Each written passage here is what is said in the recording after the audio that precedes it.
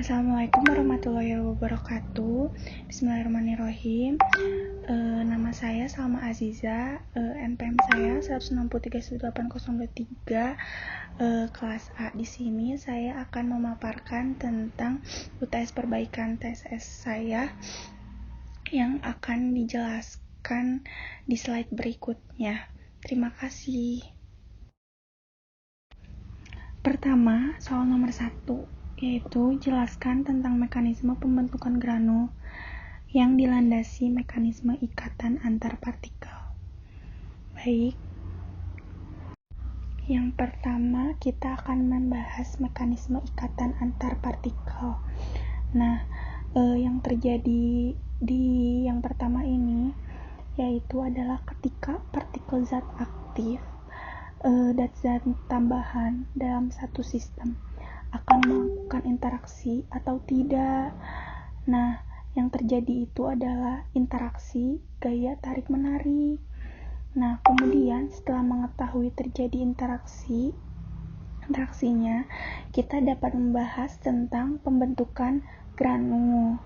Nah, granul di sini yaitu adalah dapat dikatakan sebagai penggabungan antara partikel-partikel serbuk. Mekanisme yang terjadi yang pertama yaitu interaksi partikel yang difasilitasi karena terbentuknya jembatan cair atau bisa juga disebut dengan particles interaction facilities by liquid bridge. Nah, urutan pertama dan terakhir dari ikatan partikel ini yaitu yang pertama ada pendular, kemudian ada funikular, kemudian capillary, kemudian droplet, dan terakhir adalah pseudo-droplet. Nah, di dalam sini itu adanya pembasa yang di dalamnya ada pengisi, pengikat, dan lainnya pada gambar tersebut. Nah, apabila cara basah yaitu beda dengan cara kering. Ketika dibuat dengan cara basah, yang pertama adalah buat dulu larutan pengikatnya. Nah, jika pelarut pengikatnya sudah dibuat, kemudian dimasukkan ke wadah yang terpisah. Contohnya yang pertama ada PVP yang ditambah oleh etanol, kemudian langsung dimasukkan ke dalam bahan komponen tablet yang lainnya, gitu. Kemudian berikutnya ada cara kering. Cara kering ini si pengikatnya itu ditetesi demi tetes, dimasukkan ke dalam bahan komponennya.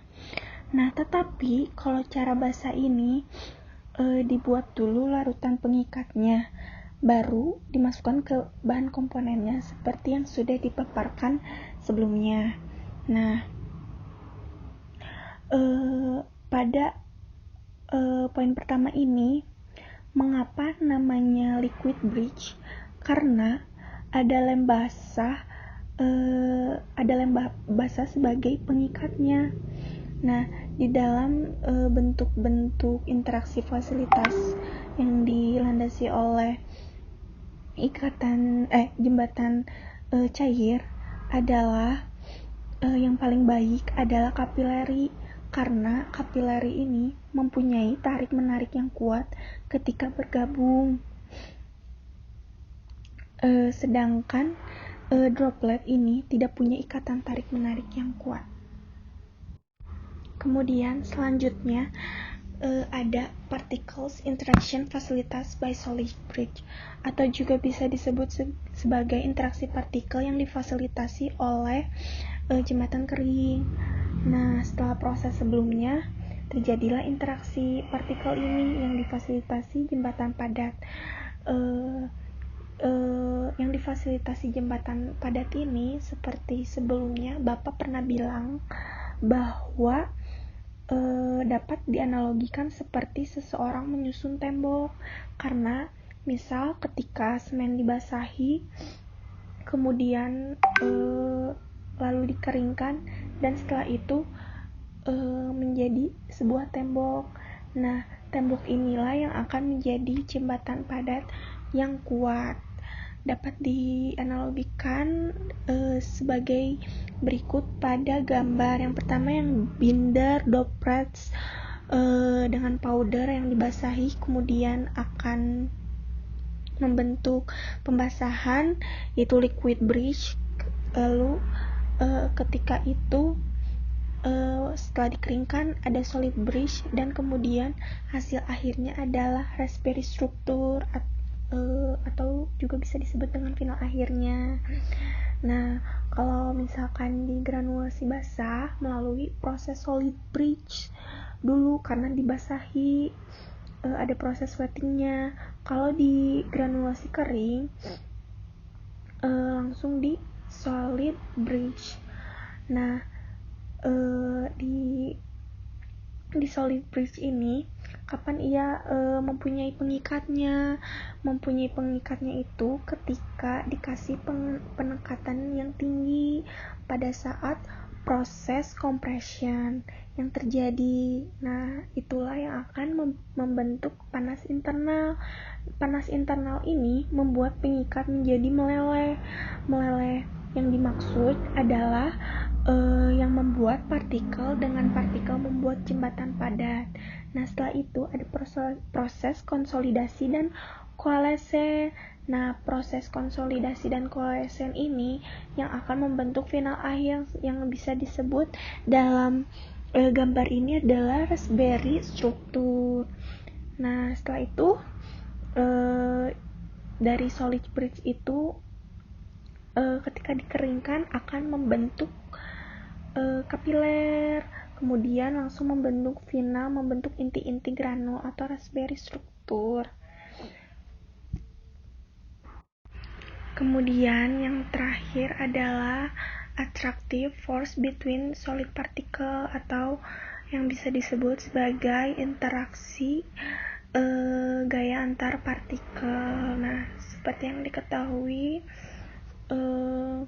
terdapat dua gaya ikatan antar partikel. Yang pertama adalah electrostatic force, dan kemudian yang kedua adalah van der Waals force. Van der Waals force di sini adalah ikatan antar partikel yang terdapat dalam kimia dasar. Gitu. Kemudian ada mechanical interlocking. Mechanical interlocking ini terjadi yang terjadi harus membentuk kapiler. Nah, kenapa bentuk kapiler ini yang sangat bagus, karena kalau bulat ini tidak mempunyai kemampuan menguncinya yang harusnya terdapat di mechanical interlocking. Kemudian selanjutnya ada mekanisme pembentukan granul. Nah, itu tuh yang pertama adalah wetting dan nukleasi, kemudian konsolidasi dan koalesen, serta yang terakhir ada atrisi dan breakage. Begitu. Kemudian wetting dan nukleasi ini tuh saat serbuk dilakukan pembasahan maka tercampur menjadi nukleasi atau inti granul. Kemudian adanya interaksi yang terfasilitasi oleh jembatan cair. Kemudian ada konsolidasi dan koalesen. Nah, ini tuh adalah granul yang terbentuknya akan bertabrakan sehingga akan terjadi penggabungan granul atau berkoalisi, atau disebut juga dengan granul akhir. Sementara attrition breakage adalah gabungan-gabungan inti granul akan terkikis sehingga granul akan pecah, seperti itu. Terima kasih. Wassalamualaikum warahmatullahi wabarakatuh.